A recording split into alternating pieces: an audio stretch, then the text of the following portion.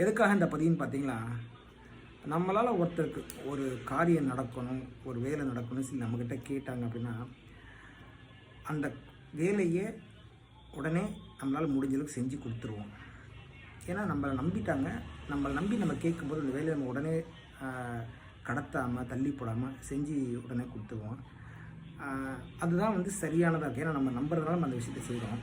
இதே நமக்கு ஒரு தேவை இருந்து அந்த தேவைக்காக நம்ம ஒருத்தர்கிட்ட உதவி கேட்குறோம், இல்லை வேலை கேட்குறோம், இல்லை வாய்ப்பு கேட்குறோம், இல்லை ஏதோ ஒரு விஷயத்தை கேட்குறோன்னா அதை செய்கிறதுக்கு அவங்க நிறைய யோசிக்கிறாங்க. ஏன் செய்யணும்னு யோசிக்கிறாங்க.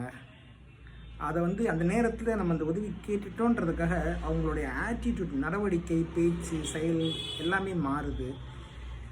லைஃபுங்க எதையுமே கொண்டு போகிறதுக்கு நம்மளால் முடிஞ்ச உதவி 4 பேருக்கு செய்யும்போது அது நமக்கு நல்லது நடக்கும், அவங்களுக்கு நல்லது நடக்கும்.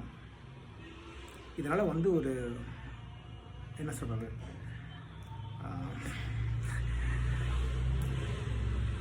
நல்ல பேர் கிடைக்கும்.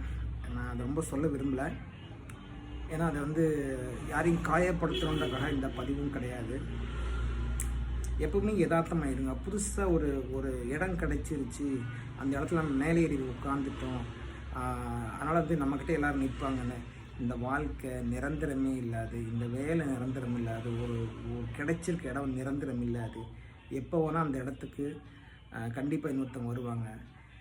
நீங்கள் எப்போவுமே இருக்கிற மாதிரி யதார்த்தமாக முடியும், முடியாது, இதை வந்து வாய்ப்பு இருக்குது, வாய்ப்பு இல்லை, இதை பண்ணலாம், பண்ண முடியாதுன்ற விஷயத்தை ஓப்பனாக சொல்லலாம்.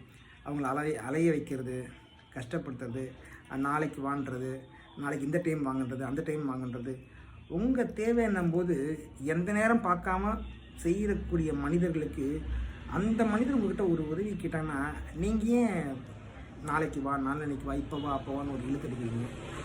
உங்களால் முடியலன்னு சொல்கிறது தப்பு கிடையாது. இதனால் யாருக்கும், அதாவது அந்த மனிதரும் யாரும் கோவப்பட போகிறதோ ஆத்திரப்பட கிடையாது. இங்கே பாருங்கள், நீங்கள் செய்ய முடியாததை, உங்களால் முடிஞ்சும் செய்ய முடியாததை, இல்லை உண்மையாகவே செய்ய முடியாமல் இருந்தாலும் அந்த மனிதருக்கு கிடைக்கக்கூடிய அந்த உதவி இந்த பிரபஞ்சம், இந்த இயற்கை, இந்த காலம், அது அவருக்கு கிடைக்கணும்னா அதை செஞ்சே கொடுத்துரும். யார் நீங்கள் தடுக்கிறதுக்கு? யார் நீங்கள் அந்த வாய்ப்பை தட்டி பறிக்கிறதுக்கு? யார் நீங்கள் அவரோட வாழ்வாதாரத்தை முடிவு பண்ணுறதுக்கு? இங்கே யாருடைய வாழ்க்கையை யாரும் முடிவு பண்ண முடியாதுங்க. இந்த பிரபஞ்சம் தான் முடிவு பண்ணும், இந்த காலம் தான் முடிவு பண்ணும்.